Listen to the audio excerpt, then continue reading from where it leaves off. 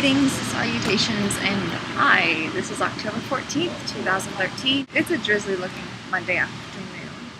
The past two Monday videos, I promise I'm going to do a mental health Monday thing, and look who finally got around to doing it. I'm so bad at procrastinating and stuff, so I'm just going to delve right in.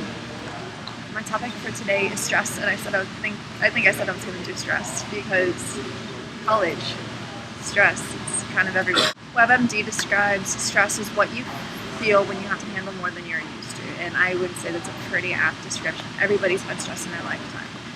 When you've got projects that are due, when you have big events that are coming up, everybody feels some form of stress. Some people handle it a lot better than others, and some people feel a lot less stressed than others. I know for me, I've got a lot of things going on at once. I get freaked out and I get worried, and I do know what I'm like when I'm stressed. WebMD continues to say that stress is what makes your hormones that stress makes hormones that speed up your heart, make you breathe fast, and give you a burst of energy. This is also known as your fight or flight. So when you're in a situation of high stress, your body releases a bunch of hormones and it gets you ready to either fight off your attacker or flee from the attack. So in a way, stress can be helpful. In some situations, stress is very helpful. In other situations, if you let stress build up too much, it can be very harmful to you as a person. Stress happens too long or too fast, or it lasts for extremely long times, it can have bad effects. It can be linked to headaches, it can be linked to stomach and back pain, so trouble sleeping. It can weaken your immune system and you're a lot more likely to get sick. Your relationship will also suffer. If looking at it from a non-physical standpoint, if I've got stress and I'm like, oh, I gotta get all this stuff done, I can end up ostracizing friends, which happens, and it's not good to do that. So of course, okay, so what? I've got stress I read. What do I do about it? Well, find out what's causing the stress in your life, look for ways to reduce the amount of stress in your life, and learn healthy ways to relieve stress. And so if you're looking for ways to reduce stress, learn better ways to manage your time. I know you're really bad at that. You do not manage your time well. At least you never did in high school. You would be like, nah, I'll do it later. Procrastination is not okay. It does actually build up a lot more stress. So if you know you've got a lot of stuff to do over the next couple weeks, like I do, I know that I'm going to be out for the next 2 weekends, and so I'm looking ahead, okay, this is what I need to get done, this is what I have to do right now, and what's due in the future. So I'm like, okay, I'll do this on Monday, this on Tuesday, this on Wednesday. Keeping a calendar of what you have to do helps. Learn better ways to cope.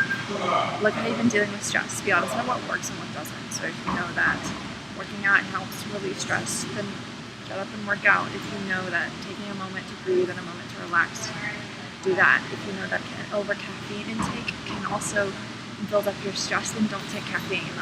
Go on a non-caffeine diet for however long you need to get all your stuff done. So just take good general care of yourself. Get rest, eat well, limit the amount of alcohol intake, though I don't think you're gonna have to worry about that because you're underage. Most of the people watching this are. Try out new ways of thinking. Talk to your friends about stuff, because if your friends have ideas, sometimes your friends' ideas can help. I know when I've got a lot going on, I'll talk to you, or I'll talk to Caitlin, or I'll talk to April, I'll talk to somebody and like, hey, this is what I'm gonna do, what do I do? It helps. Other good ways to relieve stress, that's how to reduce your stress, good ways to relieve it. Like I said, working out. Working out sometimes helps getting off all that extra energy and all that extra fight or flight hormones released in your body. That's very good. I don't do it, but it's good. Writing. I know for me it helps to write down all my thoughts on one thing. Sometimes that's where I get my best story ideas from, is when I'm stressed and I'll just write down stuff and, hey, how would a character deal with this? So, hey, writer's block. Use your stress to your benefit. Going through moments where you let your stress out via talking and laughing. Sometimes crying helps. I know for me, crying can help every once in a while. Sometimes you just need to let everything out. I know when I get really built up with stress, sometimes I just sit in my room and cry for like an hour, which is not like the most positive thing. Don't let your stress build up to that point. It's not helpful. Do something you enjoy. Take breaks between your work. Don't get so bogged down in doing what you have to do that you don't have time to breathe. I know I used to do that a lot. I would just like work and work and work, and then you get really stressed out and you really work because all you're doing is work. Take time to be around your friends. Take time to just breathe and relax. Okay, you studied all day, take the rest of the night off. As much as you want to look ahead to know what you're going to deal with, don't worry about all of that in that one sitting. Okay, you've completely divvied everything up. Okay, you know, I'm going to do this, do this, do this, and this. Don't worry about the rest of what's going to happen until you've dealt with what's going on today. Now, in comparison to statistics only from mental asylums in 1950, the amount of stress that an average high school student experiences currently was enough to put them in an asylum back in 1950. Kind of a little trivia there. So that's my video on stress. That's pretty much today. A lot of stupid stuff going on Wednesday, and we're gonna have a guest maybe on Friday. So I look forward to that.